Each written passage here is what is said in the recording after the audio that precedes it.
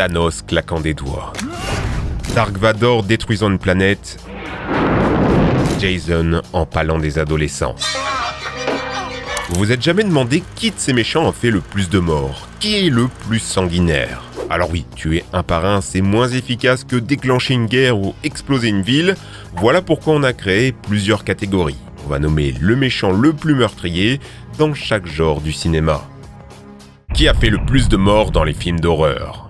Ça sera sans aucun doute un slasher. Vous savez, ces films où le méchant tue des ados à la chaîne et la seule survivante est la jeune fille innocente. C'est pas moi qui le dis, c'est dans le premier Scream. La virginité est un rempart contre le mal, c'est une des règles du genre. Vous connaissez sûrement Leatherface, Ghostface, Freddy, Chucky, mais il y a un nom qui écrase tous ceux qu'on vient de citer, l'homme au masque de hockey, le tueur de Vendredi 13, Jason, avec 165 morts dans 12 films. Tout le monde en parle, c'est le premier dans tous les tops, mais c'est pas le plus productif. Pour deux raisons. Déjà, on surestime son nombre de victimes. Le tueur du premier Vendredi 13, c'était pas lui, mais sa mère. Ça compte pas vraiment. Ensuite, en 2021, est sorti Halloween Kills, qui a tout changé. Mickey Halmayer y a fait une trentaine de victimes qui l'ont propulsé au sommet, 170 morts en seulement 10 films. Bravo champion. Ceci dit, on ne comptabilise ici que les morts vus à l'écran. Ils n'attendent sûrement pas d'être filmés pour agir, et vu qu'ils sont presque immortels, ils peuvent tuer indéfiniment. En théorie, je suis sûr que Freddy, qui peut s'inviter dans les rêves de n'importe qui, a fait un plus gros carnage hors des films. C'est son kiff après tout. Qui a tué le plus de monde dans les films pour enfants? Si vous pensez que Disney c'est tout gentil, tout mignon, vous vous trompez lourdement. Regardez la vieille sorcière dans Blanche-Neige, c'est un traumatisme. Pour qu'elle s'imprègne de poison. Pas facile néanmoins de savoir qui a le plus tué. 3 méchants se battent la première place. Déjà, Scar dans Le Roi Lion qui a affamé tout un royaume quand il était roi, faisant des centaines de morts. Certains fans vont même jusqu'à en estimer des milliers. Bon, après, c'est des animaux.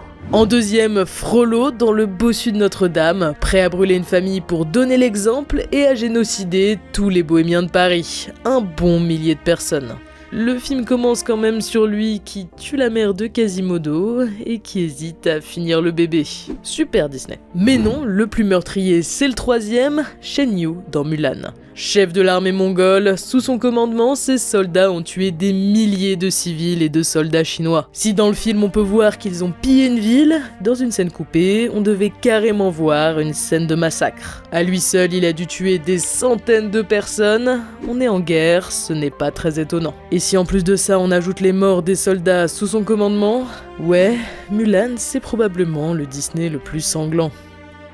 Qui a le plus tué dans les films de fantasy? Harry Potter, Narnia ou Seigneur des Anneaux, avec leur grande bataille magique, vous vous en doutez, ça fait beaucoup de morts. Dans le top 10 des films les plus meurtriers, 5 sont de la fantasy. Et ça, c'est pour les morts à l'écran. Si on s'intéresse au lore, ça va beaucoup plus loin. Prenez Voldemort de Harry Potter. Il a beau faire peur à tout le monde, il ne tue que 10 personnes à l'écran. Mais c'est pas la même si on fouille un peu dans son histoire, avant les romans. Vous vous rappelez peut-être du 6e film lorsque Harry et Dumbledore se retrouvent dans une grotte marine pleine de monstres. J.K. Rowling explique que ce sont en réalité des moldus que Voldemort aurait tués. Et vu qu'il y en a des milliers dans l'eau... Mais revenons-en à cette liste. En deuxième position, on a le film Dracula Untold. 5687 morts annoncés, 15 033 selon d'autres. En même temps, c'est facile quand t'as des super pouvoirs de vampire et que tu peux pulvériser une armée ottomane. Hormis ce film, Dracula est plutôt perçu comme chill. Ouais, il boit du sang de plein d'humains depuis des centaines d'années, mais c'est pas pour les tuer. Des fois, ils sont juste hypnotisés, ou alors ils deviennent eux-mêmes des vampires. Non, si on veut vraiment un carnage, il faut se tourner vers le Seigneur des Anneaux et le Hobbit, 4e, 6e et 8e du classement. Quand on se penche sur l'histoire de Sauron, il mérite d'être beaucoup plus haut, parce que le bougre, il fait le mal depuis des dizaines de milliers d'années, à travers les différents âges de l'univers. Il a entraîné la chute du royaume de Numénor, provoqué l'épidémie de la Grande Peste, divisant la population par 2, et il me faudrait une vidéo entière pour vous relater tous les méfaits connus des historiens de la saga. Rien que dans les films, les grandes batailles qu'on voit, il en est en partie responsable. Ces dizaines de milliers de morts, c'est un peu les siens. Sauron s'impose donc bel et bien comme le plus grand meurtrier de la fantaisie, au cinéma.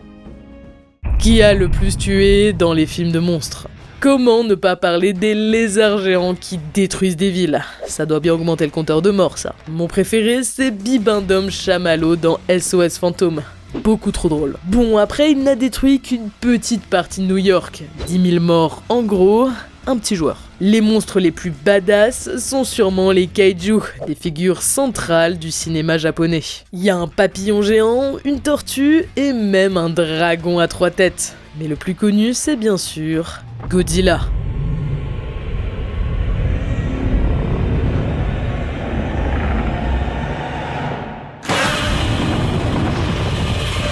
Vous savez, le monstre créé à cause des essais nucléaires américains et qui depuis détruit Tokyo dans chaque film. Bah force, ça fait beaucoup. Depuis les années 50, il a détruit 40 fois Tokyo. On a compté, ça fait plus de 50 millions de morts. Si on se limite à celles filmées à l'écran, 87 dans le premier, 47 dans le second, et ça continue jusqu'à aujourd'hui, avec plus de 1300 victimes dont on est sûr qu'elles ont péri. Qui a le plus tué dans les films de science-fiction? Vous avez forcément pensé à Thanos en cliquant sur cette vidéo. C'est vrai qu'il a éradiqué la moitié de l'univers d'un claquement de doigts. Univers qui étant infini, son nombre de victimes aussi. Qui peut rivaliser avec ça? Après, son action a été annulée, non? Les Avengers ayant réussi à ramener tout le monde 5 ans après. Donc désolé Thanos, on reprend ta médaille. En restant dans le MCU, c'est Ronan qui reprend son titre, le méchant au marteau des Gardiens de la Galaxie. Il a fait exploser une flotte entière, 80 000 victimes. Mais pourquoi se contenter de vaisseaux quand on peut carrément faire sauter une planète? C'est ce que fait Nero, un capitaine maléfique dans Star Trek. Il voulait aussi tuer 6 milliards de terriens, mais il a heureusement été arrêté par les héros. On a aussi Star Wars bien sûr, avec la destruction de la planète de la princesse Leia dans la guerre des étoiles par l'Empire. Mais même ça, c'est petit joueur à côté de l'épisode 7. 6 planètes sont détruites d'un coup. Estimation, 155 572 361 717 morts. Qui les a tués?